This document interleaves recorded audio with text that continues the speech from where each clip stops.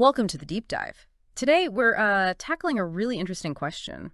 Can you realistically start a beauty salon business with just $5,000? It sounds pretty tight, doesn't it? Especially when you think about the global beauty industry, it's massive. Exactly, like $531 billion in 2023, projected to hit over $800 billion soon. Salons are a huge piece of that pie.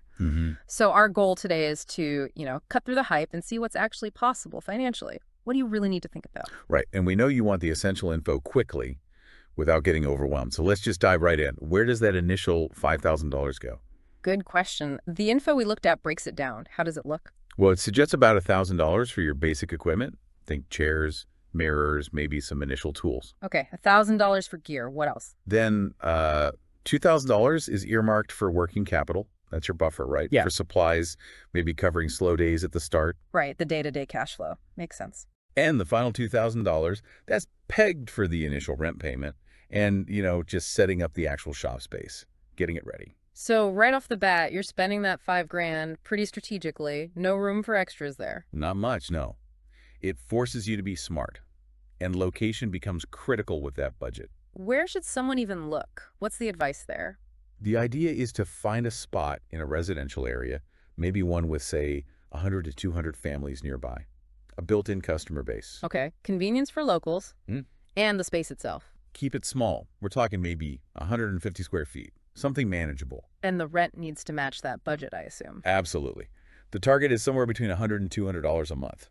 That keeps your biggest fixed cost down. Makes sense. Go where the people are, keep the overhead low. How do you let those families know you've arrived? The plan is pretty grassroots. Lots of flyers, like 200 per family, distributed locally. Wow, okay. Old school. Yeah, but maybe effective in a tight neighborhood. Plus, posters near supermarkets, parking lots, places people frequent. Any digital angle? A little bit. It suggests maybe $30 a month for social media ads, just enough to start building some online visibility, perhaps locally targeted. So a mix of tactics. Before you even open the doors, what absolutely has to be done? The non-negotiables. Three big things pop out. First, nail down that shop agreement, get the lease signed. Right. Security. Second, hire your essential staff. You can't do it all alone, likely. Okay. And third, obviously, have that $5,000 capital actually in hand, ready to deploy. Those are the foundations. Got it. Let's talk money coming in. What's the potential revenue here? The numbers seem optimistic. They do. The projection is maybe 20 clients a day, spending an average of $15 each. Okay, so that's $300 a day, potentially. Potentially, yes. Multiply that by about 26 working days a month, and you're looking at a possible monthly revenue of $7,800. Wow. Okay, but what about costs? Rent, staff, supplies? Right. Expenses are estimated around $3,000 a month. That covers the recurring stuff. So if those numbers hold, the net profit could be around $4,800 a month. That's the projection, which annually could be around $48,000. A really significant return on that initial $5,000. That sounds almost too good to be true. What underpins that potential? Why might it work? Well, the thinking is there's steady demand for basic beauty services everywhere, urban or rural.